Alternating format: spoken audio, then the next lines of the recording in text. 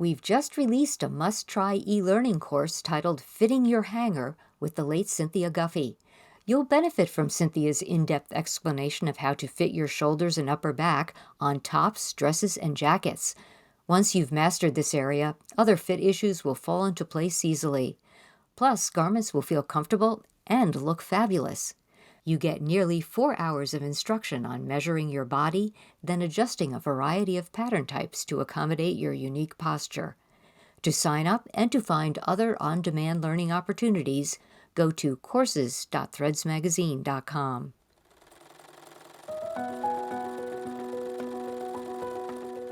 Hello and welcome to Sewing with Threads, the monthly podcast from Threads Magazine. I'm your host, Janine Clegg, and today I'm joined by Molly Hamilton of Folkwear, the pattern company. Welcome, Molly. Thank you so much. Great to be here. Allow me to introduce you to our audience. Molly owns and operates Folkwear, which offers more than 100 historic and folk sewing patterns for sale. And Molly also runs the Green Pepper, a pattern company for outdoor clothing and gear. And both businesses are based in Asheville, North Carolina. Molly is the mother of 4 and somehow manages to run the businesses and make time to sew clothing for herself from the patterns. As you can see from the many images on the websites, folkwear.com and thegreenpepper.com.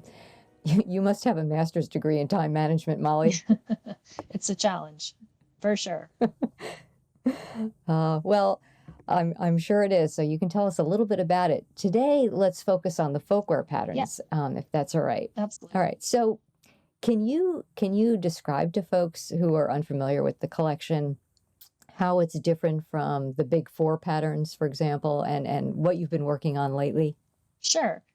So Folkwear started almost 50 years ago in California by 3 women who didn't see what they wanted in the big 4 pattern companies. They were sort of hippies, I would say, but also just really into beautiful, handmade folk clothing from around the world. They traveled, they saw beautiful clothes, they wanted to make things like that. And so they came back to California and started their own pattern company to create the patterns that they wanted to wear.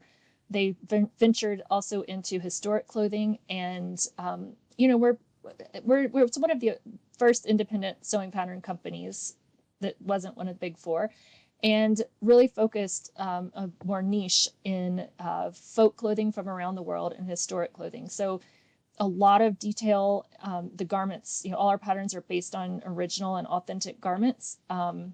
There's a lot of detail in the instructions on how to do the embroidery or the embellishments that are traditional with those folk clothing or the historic clothing. How did you acquire these vintage garments? How do they come to you? Well, so I've owned Folkwear for the last 8 years, and before that, it's been woman owned pretty much its entire life, and so the women who have run the company have come across those garments. Either customers or friends have brought those garments to them to say, hey, I found this amazing garment. I think you should make a pattern from it. Or, they found them in their travels or around in the places where they were either going shopping or finding like the antique, really antique type shopping. But a lot of them were brought to us from customers or friends.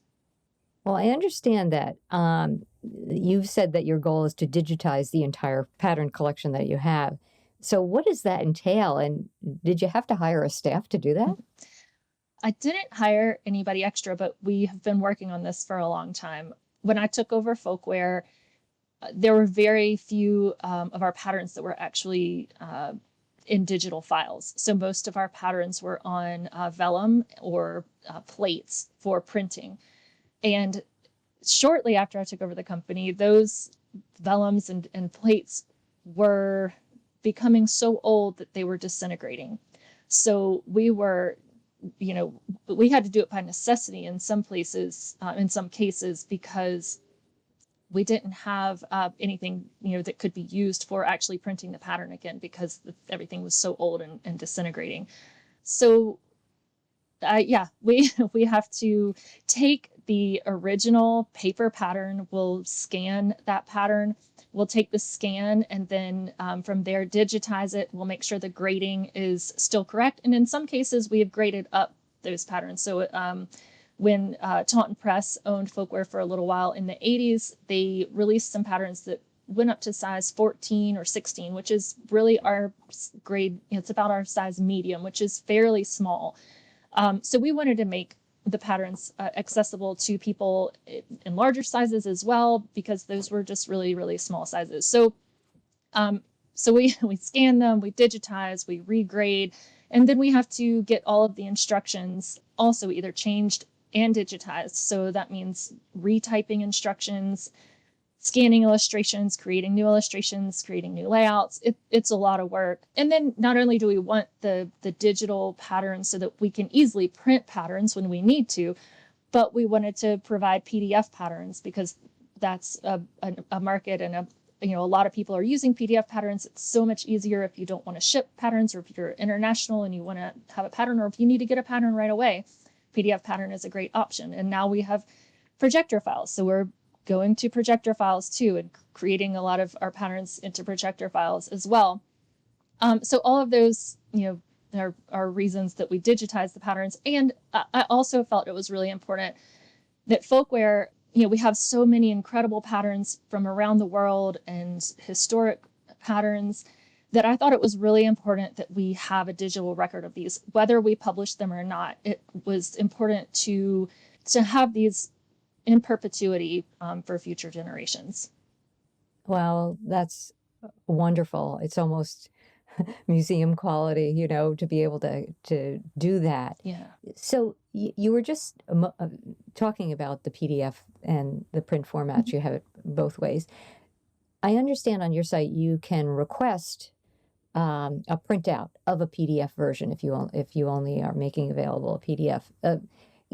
How much does that cost a customer, and does it come on big paper? Yes. So having a sewing pattern company is a lot of really being a publisher. You all at Threads know a lot about this too, but as a pattern company is really a publishing company. So we have to navigate all the changes with who can print for us, where the paper's coming from, what we're doing with it. So we only have a few patterns right now that are PDF only, and mostly those are embroidery patterns. We have one 1920s flapper dress, which is a really simple, kind of fun dress. So we can print those for people, but going even further back, we've had to change our printing of our patterns. So if we print our Folkwear patterns, we print through Simplicity right now. It used to be McCall's. And their minimums are 1,000 patterns at a time. So our catalog is over 100 patterns, and we have patterns that sell really well, and we have some patterns that don't sell very quickly. Like, for instance, our child's Scottish kilt. If I printed 1,000 of those, it would take us 15 to 20 years to sell them. So I can't, as a business person, have that much inventory. So I decided, because we had such a large pattern collection and PDF patterns were a thing, and a lot of people don't provide a paper pattern as well as a PDF. So I thought, well, let me just offer the service of printing PDF patterns.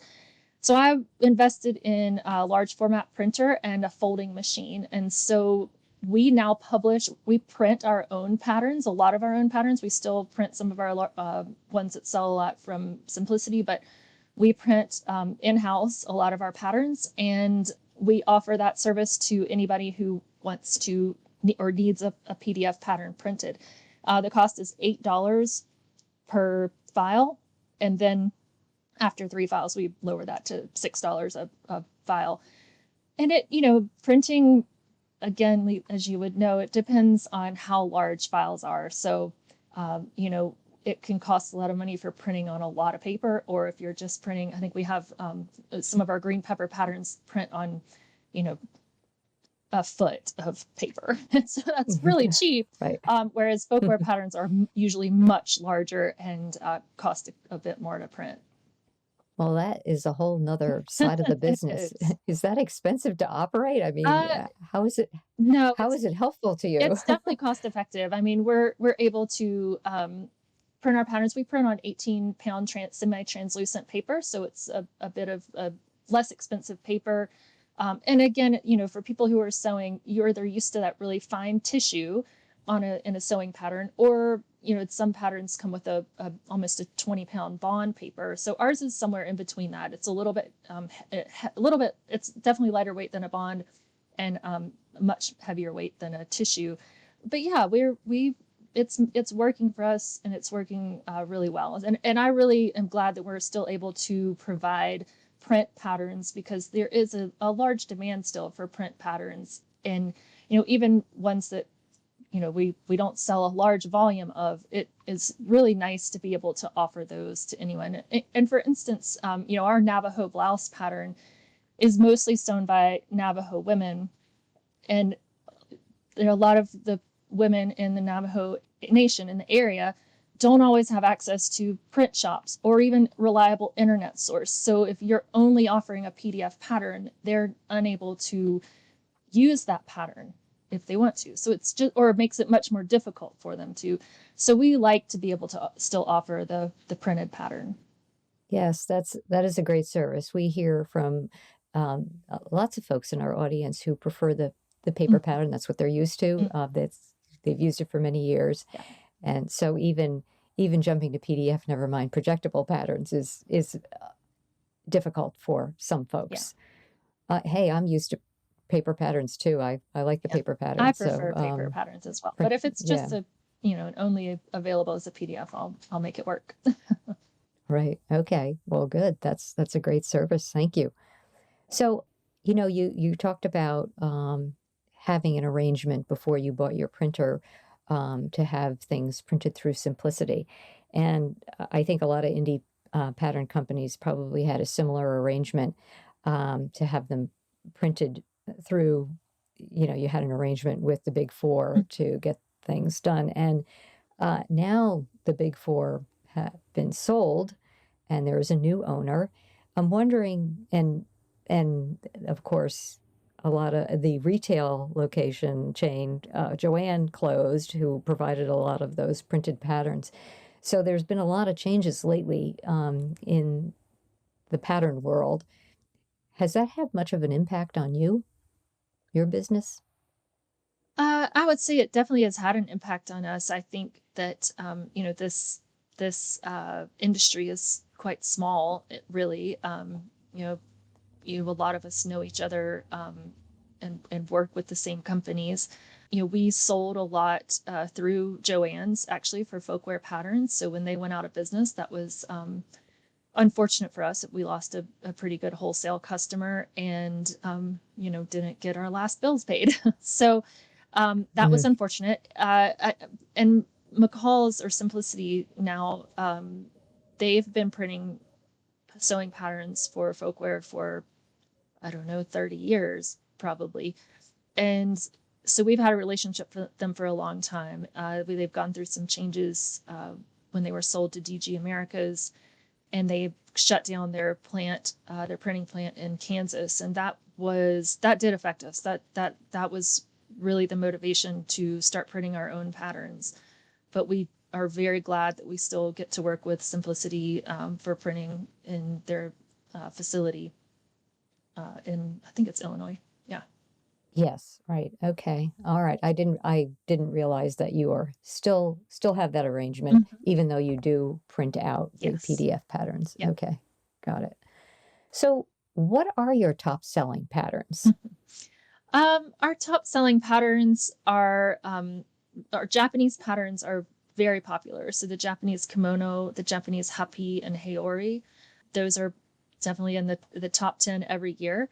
We also have a Japanese hakama and kataginu. Those are quite popular. And what's another one?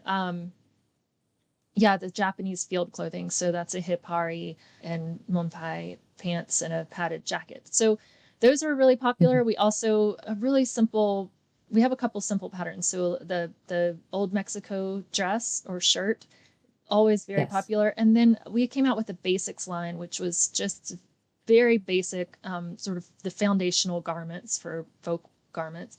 And the pinafore dress is really popular in that one. The Scottish kilt is always Austrian dirndl has become more and more popular over the years. So partly, it's a really great Oktoberfest or sort of fall festival and Ren Fair garment, but it also makes a fabulous everyday dress. And I think a lot of people are finding that to be the case and enjoying having a pattern to go both directions.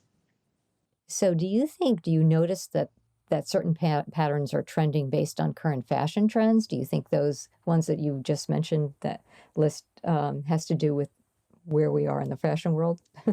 Um, I don't think our patterns in general trend heavily with fashion. The folkwear patterns are just classic, and you know they've been around for so long that it's hard to see large trends. Now, occasionally, we'll see if a play is being done. So a lot of our patterns are used by costumers in theater and movie productions, and you will say, oh, they're doing a period dramas are in this year, Right. Edwardian things. So and we do see pickups with, like, Downton Abbey was and still is very popular. A lot of Edwardian fashion, or a lot of our Edwardian patterns get used and bought for everything from recreation of the Downton Abbey stuff to just that look is so beautiful that there's a vintage feel that people want to continue to wear in their daily lives as well. So and Western wear is really popular lately as well, and so we over the last 5 years, I've seen the Western wear pattern have more interest, and the sales pick up a little on that one too.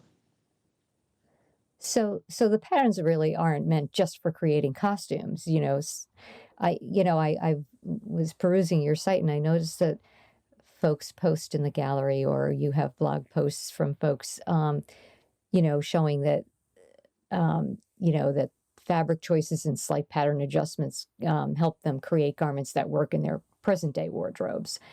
Can you think of any examples that struck you as particularly successful in achieving that? That folks wrote in or shared with you their creations. Oh gosh, yes. I mean, so many of our patterns are really great for creating especially the vintage patterns, creating a vintage look or a costume, but also can be made to wear every day. Yeah, I was looking. Yeah. I noticed someone took the traveling suit Mhm. and the countryside frock coat Yeah. and just went to town on it. She chose some interesting fabrics, contrasting fabrics, and put them together. And wow, it was Yeah. very modern looking. Well, and we also have a lot of people who use our patterns as art to wear. So there's some just amazing things that I see people make. So, for instance, our Tibetan panel coat, that is a traditional garment from the Tibet region. Uh, and so it could be made with hand woven fabric. We have instructions on how to do that in the pattern. But we see it made with, quilted modern quilting. The whole the whole panel coat, so it's really a long vest, is, I've seen it made with these incredible quilting patterns, modern quilting. I've seen it made with, we have some ikat fabric that looks a little bit more folky, but is just definitely a more modern look to it, and could be worn every day. And things like the Gibson girl blouse, so a blouse from the early 1900s, late 1800s, can be made with all the lace insertion and the lace collar and the lace cuffs. But I've made it with a silk rayon blend, and it looks very modern. I wear it to work all the time. You just brought up what I find really interesting, what distinguishes your patterns, I think, from some other pattern makers, in that you include in the patterns instructions for embroidery designs, instructions for lace insertion, um, and more details about how to do some of the very fine work that you would find in uh, these garments, the original garments. Mm-hmm. And you mentioned the Gibson girl blouse that has the lace insertion. Then have pin tuck how to for the Gibson girl blouse too. And then I think of the English smock that you've got, and the knitted and crocheted garments that you include as well. I mean, that's like, yeah, I think of the cameos that you have one knitted and one crocheted garment in addition to the sewn camisoles. Yes. And then Yeah. like the embroidery motifs, I think of the Gaza dress and Mm, the Syrian dress yeah. and the Afghan dress. Yeah. Romanian blouse. Yes. It's a really special thing about the folkwear patterns is that so much of that information is included in the pattern, how to do the traditional handwork or the original handwork that would have been on the garment. So just like you said, all those embroidery patterns and embroidery instructions, the lace insertion instructions and the patterns, and even on the Austrian dirndl, we have a whole section on all the traditional ruching that could be made and applied to the dress. So yeah, it's a Yeah. definitely unique and really wonderful thing about folkwear patterns that I deeply appreciate. Now, the embroidery designs, that's mostly hand sewing. Can you talk to me a little bit about who puts that together for you? Is that different from the person who, has the pattern, has drafted the pattern for you? Yeah, that's a good question. So in the past, when folkwear first started, one of the women, so it was three women, one had drafting and design background, one had illustration and could do instructions, and the other was really into the handwork, and that was Alexandra Hart. She wrote a book. She was really into the handwork, and she studied the handwork, learned how to do it all, and then wrote the instructions about it. So that sort of tradition continued on, really having someone who deeply knew how to do the handwork and what were the traditional colors. And a lot of it, we got information from the people who, if it was a different culture, from the people who in that culture for how to, how to do it, what would be typical. For the historic things, again, that was people who knew how to do the handwork and what the tradition was. So sometimes we were relying on historians, and sometimes the garments themselves, just studying what was done and how it was done. We put out a traditional Norwegian folk costume earlier this year, and for that one, I did rely on a woman who does folk embroidery to come up with a pattern for the front Bristol part of that, as well as a few designs for the embroidery on the vest. Well, can anyone wear these patterns, or do you need to be of the culture that a particular pattern draws from? Because many of these are, they're not just vintage; they come from a particular culture. Right. We fashion and clothing is shared across the world, and in general, we draw from other cultures for the clothes that we wear, and so we feel that these patterns are meant for anyone. But I will say a lot of our folk patterns from different cultures are sometimes mostly used by that culture. So I mentioned the Navajo blouse. It's mostly Navajo women who use that pattern. Our Korean hanbok, it's a lot of Korean women who use that pattern either to make their own or to have one tailored for them, or people who are going to Korean festivals or celebrations. So yes, they're for everyone, and they are in general, very there's a background to them. So all these patterns also, a lot of our patterns also, especially the folk patterns, have a history, and we write that in the pattern. Where did this pattern come from? Who wore it? Why? When? Where? And so that all is important. So, what would your response be to those who view folkwear patterns as a form of appropriation rather than appreciation, as you were describing? I don't think many people see them as appropriation. We strive constantly, and we are constantly looking at what we're doing to make sure that it is appreciation. A lot of our patterns are made in collaboration with people from the culture. Our Hawaiian muumuu, we worked with a fashion designer of Hawaiian descent in Hawaii to make sure that what we were doing and putting out was correct. And she wrote a history for us, and it was really beautiful and a great collaboration. So I think that is important, that we keep remembering that and keep going back to, what what it is. And I will say that it evolves over time. You know, Folkwear years and years ago had a Seminole jacket and skirt. Absolutely stunning, beautiful, beautiful pattern. But I chose not to put that. You know, it was out of print before I came in, and we've had people ask for us to put it back into print. But I'm not going to be doing it anytime soon because it is a garment that Seminole people are very reluctant to have other people outside of their culture wear it. So, it's very identifiable to that culture. And, you know, it's just something that we navigate and continue to navigate. Do you have any new patterns that you're considering introducing? Yes, we have I'm working on right now a Norwegian folk like work shirt, a burserol, and we are have been working on it. It's been very, very slow, but a guayabera shirt. So that's more of like a Cuban Caribbean shirt. And we have a few patterns that we'll be bringing back into print. So some historic patterns, an Algerian suit, which was in print many years ago. So we have some things that were, you know, still folkwear patterns that have been out of print that we're trying to, you know, get back into print again. Oh, I'm sure a lot of fans will be happy to hear that. That's wonderful. So keep us posted on the timing on that. Yeah, absolutely.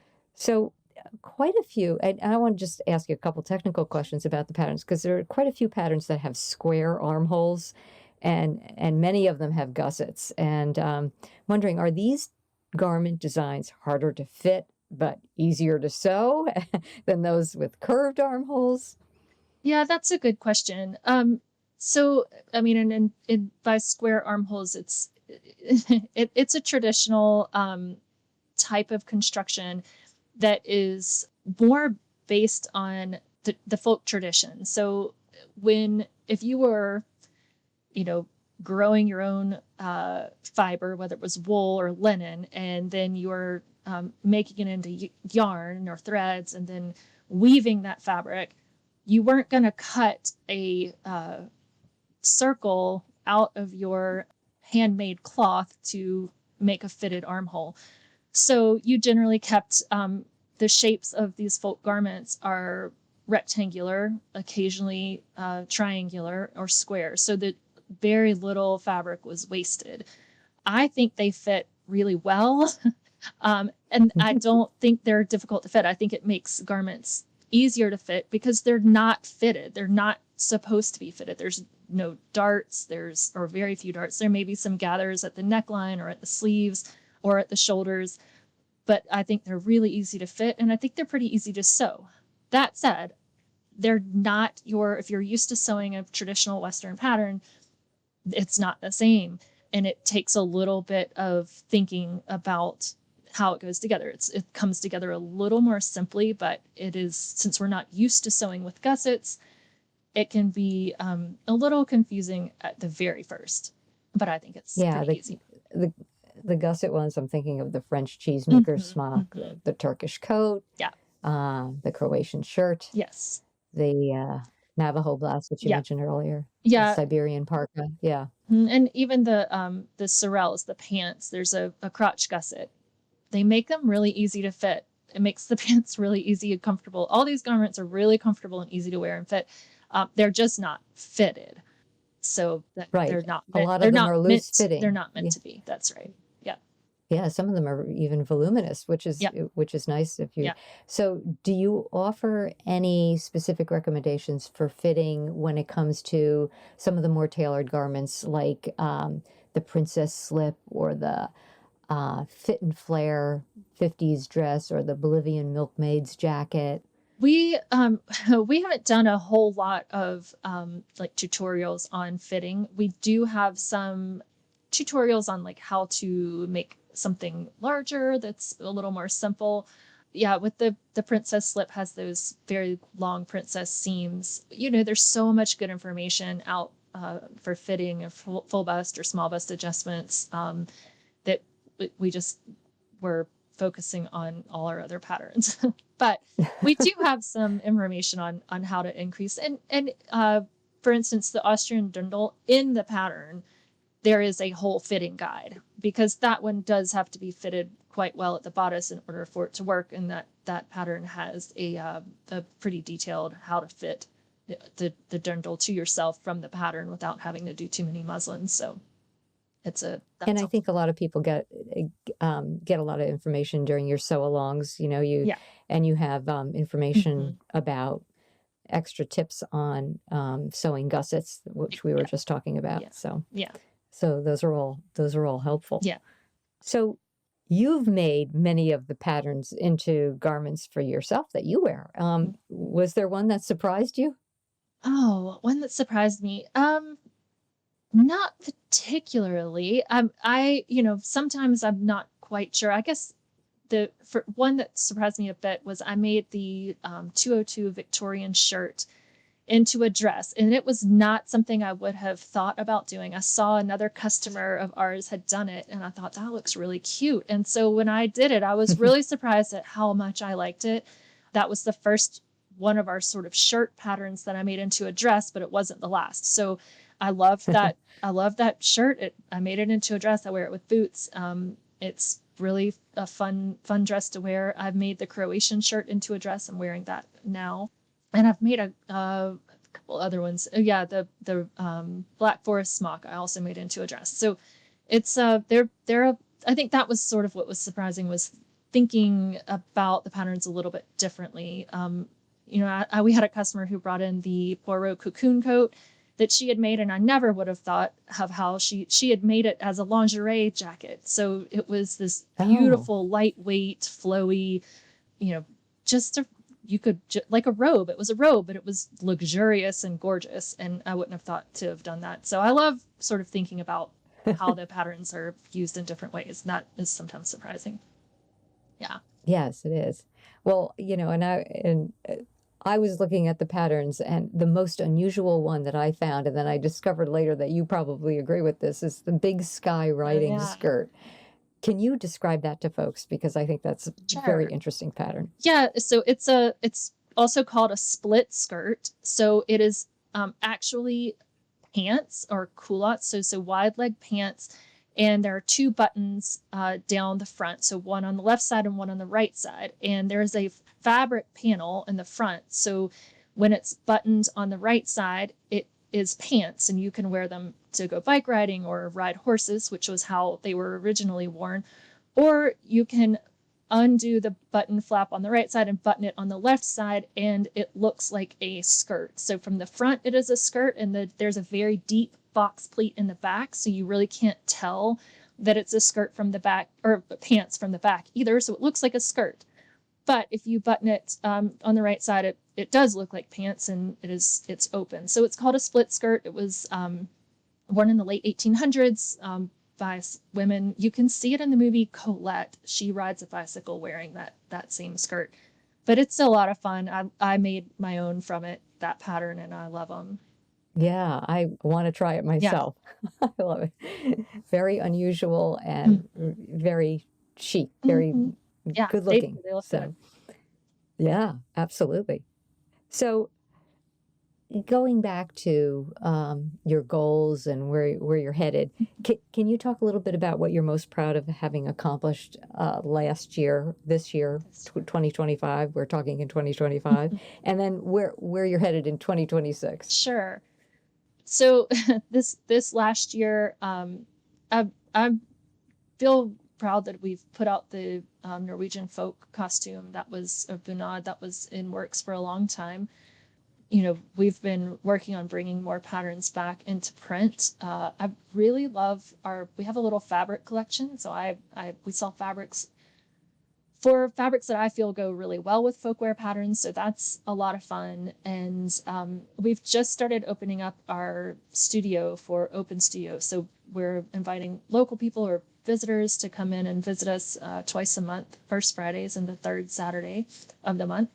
And that's been a lot of fun. I love interacting with customers and visitors. So all of those things. In Asheville, we're recovering from this terrible hurricane last year and flooding. And so my business was literally 100 yards from the flood that devastated our River Arts District. So Wow. recovering from that has been a big effort as well. And I'm glad that we're still here and going and are able to, have the community come together again.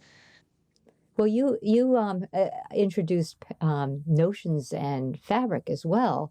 I see on your site that you're not just a pattern company Mhm. anymore. So, in addition to having your space where you're Mhm. inviting people in, you also have this Yeah. additional retail. Yes. Yes. Uh, That's been a lot of fun. And for next year, 2026, we are celebrating Folkwear's 50th anniversary. So we have a lot of fun oh, things wow. planned for next year. We are going to, have giveaways. We're bringing back some really fun patterns in the Folkwear history. We are going, yeah, we'll be doing a lot of little fun things all year long, and I'm looking forward to Oh, that. Yeah. yay. That's awesome. Yeah. Oh, well, that seems like a good note to end on. We've run out of time, but Yeah. oh, I'm so looking forward to that. And I'll just say happy anniversary Thank a little you. early. Thank you. Thank you. Oh, thanks, Molly, for joining us. Thank you. To see a full line of folkwear patterns, and everyone should really go check it out. And to read Molly's blog posts about sewing tips and her sew-alongs, and to see her fabrics and notions, go to folkwear.com. You can find show notes for this episode at threadsmagazine.com, as well as links to previous episodes. We'll be back with another Sewing with Threads episode soon.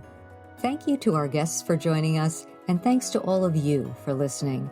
Please remember to send your comments, questions, and suggestions to th@threadsmagazine.com, and please like, comment, and subscribe wherever you are listening. Until next time, keep on sewing with threads.